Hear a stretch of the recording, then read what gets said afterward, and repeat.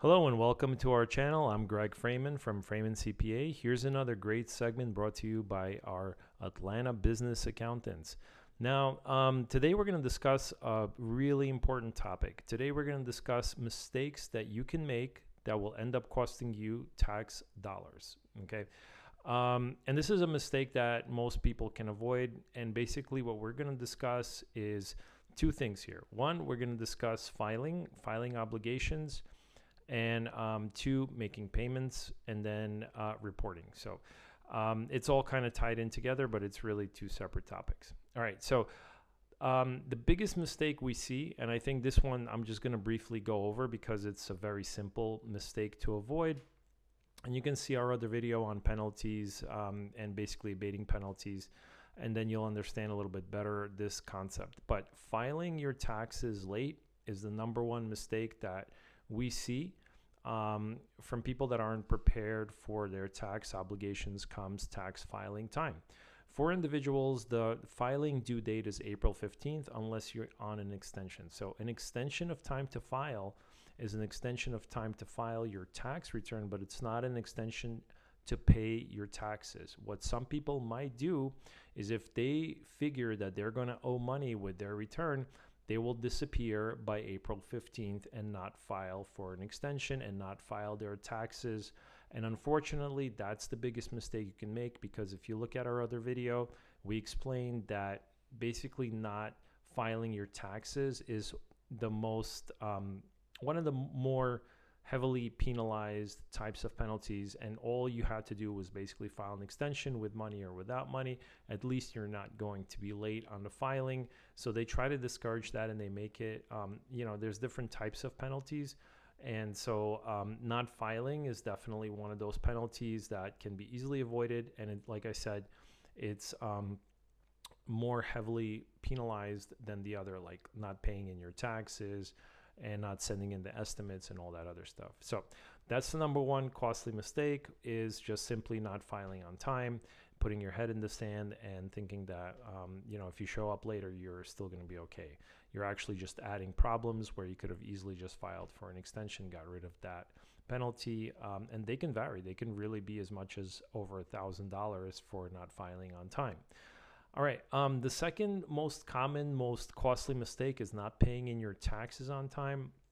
Most people think that taxes are due with their return, or that their employer has withheld properly for their installments, and that's not the case. As taxpayers, we are basically responsible to make our tax payments throughout the year. It's not due with the return. Taxes are due quarterly. Think of it this way. If you're self-employed or you're just living off of investment income, something along those lines, nobody's actually withholding anything. So you need to send in your payments regularly. And the IRS and the states both have a calendar that specifies exactly when you're supposed to make the payments. And those payments are due quarterly.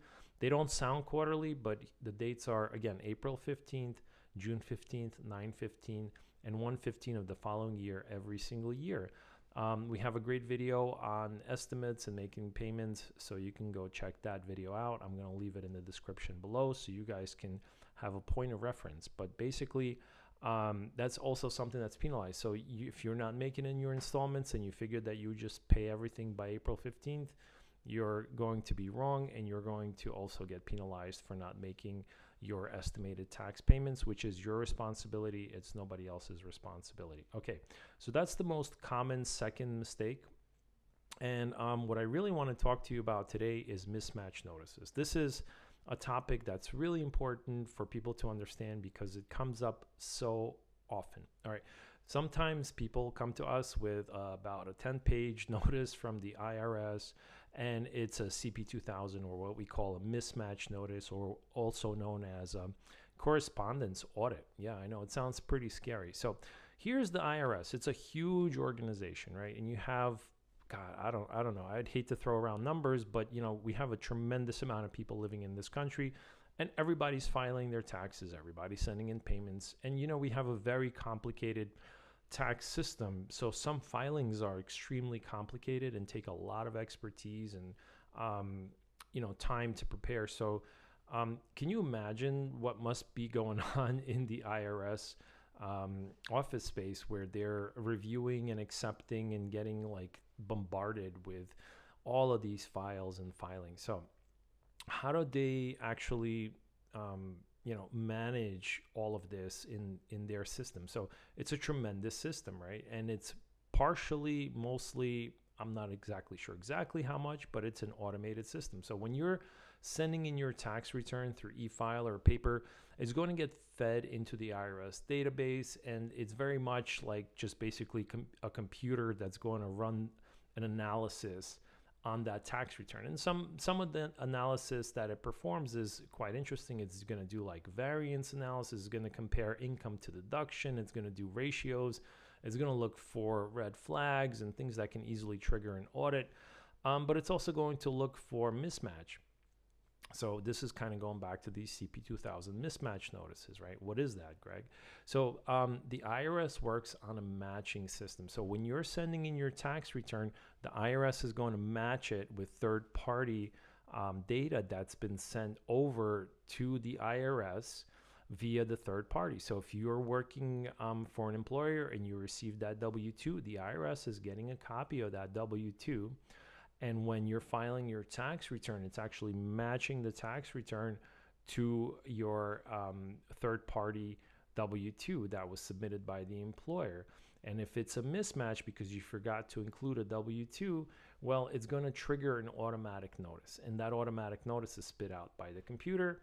And the problem is that since the organization is so large and there's so many people in our economy, that it's actually going to take up to 2 years sometimes for that notice to reach you, okay? Depending on if you've moved, or not even if you've moved, it can literally take up to 1.5 years for it to reach taxpayer. So whenever we see them and a new client comes in and they're like, I got a mismatch notice, I'll say, okay, well, and then I'll look at the return, and this the date on the mismatch notice is usually like 1 year, 1.5 years before. So you file your return, and it still takes about anywhere, like I said, from, I think the fastest I've seen it come around is half a year, but that's so rare. Usually it takes up to 1.5 years on the average, okay? And sometimes it might take longer if you've moved, so it can easily be, a couple of years until you hear about this problem that took place a while ago. So how do you avoid it? Well, you simply need to be in good hands, I guess. If you're having your taxes prepared professionally, we do an inventory. So when we have a client and that client has multiple W-2s, I mean, some clients of ours have maybe like 10 W-2s. I'm not even kidding, right?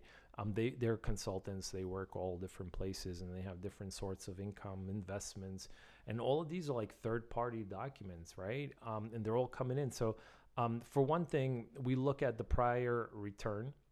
All right, and we see what's there and see if, the same brokerage account is here this year. If it's the same employer is, was there, because people will sometimes forget, to include their W-2s. And so our job is to also render our client a organizer and a questionnaire and a checklist that's going to help them figure out what they're missing potentially. So, and obviously we have many years of experience, so we have a very fine-tuned nose for looking into things and kind of digging a little bit to understand that, if this is here, then most likely there's another thing present.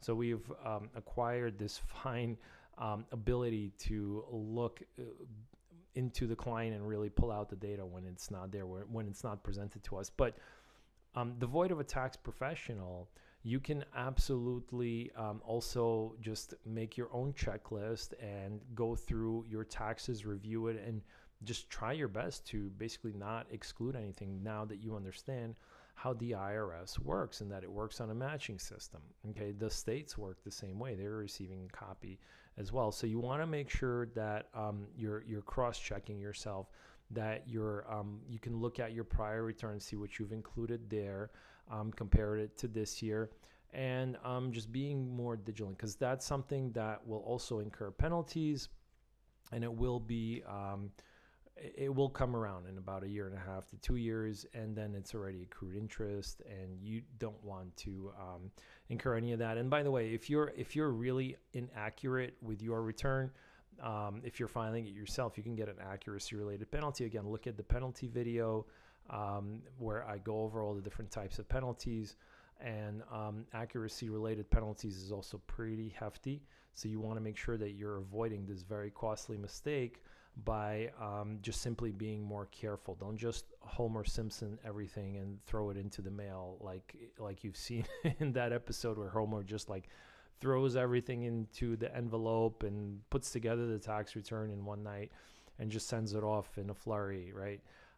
Just be mindful about what you're doing and what you're reporting, and just know that the IRS is getting a copy of that, and it will eventually probably come back to you. Now, in some instances, if you're feeding your tax return like you're doing it yourself on TurboTax, and you're just feeding in your stock transactions or your W-2, and it's being scanned in or it's being fed in automatically from your employer or from your brokerage, which, by the way, TurboTax does have that capability. It won't always bring in certain things. So you have to just be more mindful to make sure that you're looking at the end product, the output, and looking at the forms and understanding where things are landing and why they're landing there. And a very common mistake that we see is when people exclude the cost basis of their stock. So if you have a brokerage and investment account and you have stocks that you're selling and trading, at the end of the year, you're going to receive that brokerage statement that says how many stocks you've bought, how many stocks you sold. But if you've held on to the stock for a very long time and it came from another brokerage, or you've inherited this stock, the brokerage might not necessarily know of the cost basis that you've paid for the stock, so they'll exclude that number altogether. So your cost basis will show up as zero, but you sold it for like a gain, for $500. All of a sudden, they're just reporting a $500 taxable gain. Your job is to know that there was a cost involved with that, and it should have been like $200 cost, so the gain's really $300.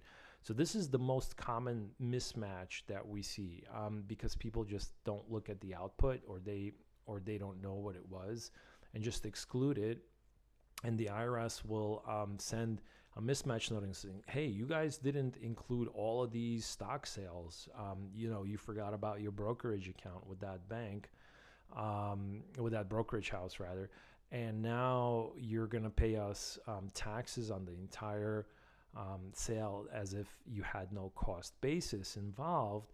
And your job then is to say, hey, wait a minute, I did pay something for it, and here's the proof, and here's the correct form and everything else. So those kinds of things happen very often, and it really can be easily mitigated by just understanding that there's a cost basis associated with the stock sale. So these CP2000 notices that come in from the IRS, they're very vast. They're like 10 pages long, and there's a lot of wording, and it's very confusing, and unless you've looked at them a dozen times, you probably will not know what to do with it, and you're going to go and now deal with a tax professional that will basically have to also charge you for the time it will take to guide and prepare and fix whatever needs to be done with the CP2000 and respond to the tax authority.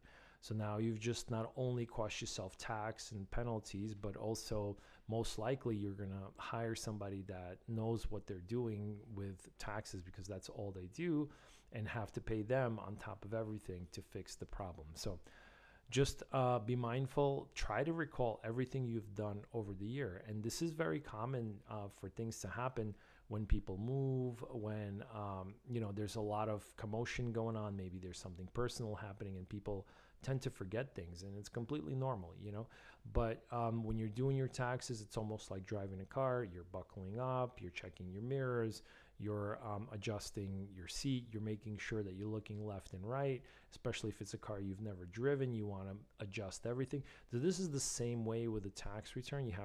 You really have to be very mindful and very careful with everything that you're doing. And more importantly, you have to look at the output, not just the input. And that's the problem with a lot of the filing DIY softwares, is that people aren't really trained to know what to look for. So they're just basically answering questions and not looking at the output. All right. If you guys have any questions about what else can cause a a costly mistake with the tax authority, reach out. There's many out there. These are really the most common ones. Is, again, just to summarize, not filing on time, not paying on time, or just not including something properly. All right. That's the most common three. Please, if you have any questions or you need help with anything, always feel free to reach out. We love to hear from you, even if it's just comments. Hey, Greg, can you guys do a video segment on this or that, or any, any suggestions are always greatly appreciated. All right, guys, this is Greg Freeman signing off for today with another segment brought to you by Atlanta Business Accountants over at Freyman CPA. Remember, our motto here is your success means our success all day, every day. All right, wishing you a great one. Take care. Bye-bye.